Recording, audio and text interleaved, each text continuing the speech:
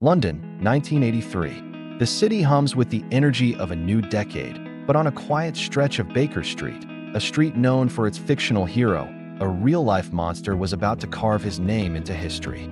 This isn't a story of Sherlock Holmes. It's the chilling, unsolved case of the Baker Street butcher. It began on a foggy October morning. A milkman on his early route noticed a door slightly ajar at a respectable townhouse. He called out, but only silence answered. An uneasy feeling crept over him. He pushed the door open, and what he saw would haunt his dreams for the rest of his life. The scene inside was one of unimaginable horror, a tableau of violence so precise, so methodical. It spoke of a mind both brilliant and utterly depraved.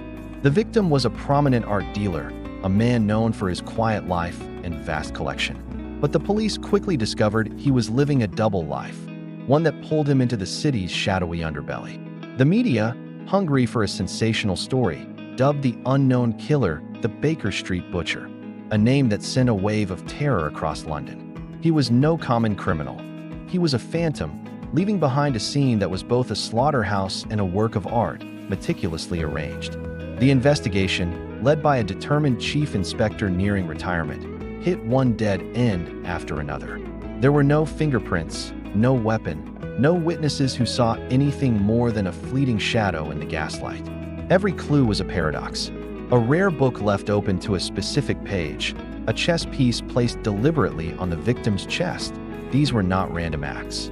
They were messages, a taunting intellectual challenge from a killer who seemed to be playing a game with the police and winning. The inspector felt he was always one step behind, chasing a ghost who knew his every move. The city held its breath. Was this a one-time act of brutal revenge, or the first move of a serial killer?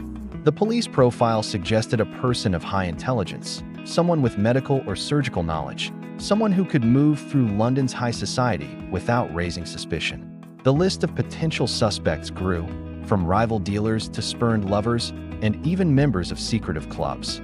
Yet, each lead unraveled. Each suspect had an alibi. The butcher was like smoke, impossible to grasp. As weeks turned into months, the case grew colder. Another victim surfaced, miles away but connected by the same gruesome, ritualistic signature. The pattern was clear. The butcher was hunting. He was choosing his victims with care, each one a piece in his macabre puzzle. The public's fear turned into a grim fascination. Who was this man who could commit such acts and then simply vanish back into the fabric of the city? The inspector, haunted by the faces of the victims, grew obsessed. He sacrificed his health, his family, his life, all in pursuit of this ghost. But the trail went cold. The killings stopped as suddenly as they had begun. Did the butcher die? Did he leave the country? Or did he simply retire, satisfied with his gruesome masterpiece, living out his days as an ordinary citizen, a monster hidden in plain sight? The 1983 case of the Baker Street Butcher remains one of London's most terrifying and compelling unsolved mysteries. The files are still open, gathering dust in a cold case unit, a silent testament to the evil that once walked the streets of Sherlock Holmes. The identity of the killer remains a secret, locked away in the past, leaving us with one chilling question. Could he still be out there? Thanks for watching. If you find these deep dives into unsolved mysteries compelling, make sure to subscribe and hit that notification bell.